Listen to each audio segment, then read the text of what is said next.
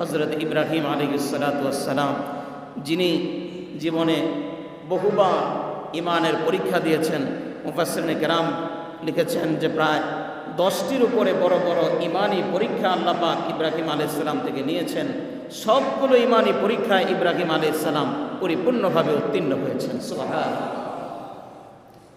নমরুদের আগুনে নিক্ষেপ করার পরেও ইব্রাহিম আলাইহিস সালাতু ওয়াস সালাম ওনার ঈমান থেকে চুল পরিমাণ নড়েন নাই। সুবহানাল্লাহ। ঘর থেকে বের করে দেওয়া হয়েছে, ওনার বংশের লোকেরা পর্যন্ত, বংশের কোনো ঘর বাড়িতেও পর্যন্ত ওনাকে জায়গা দেয়নি।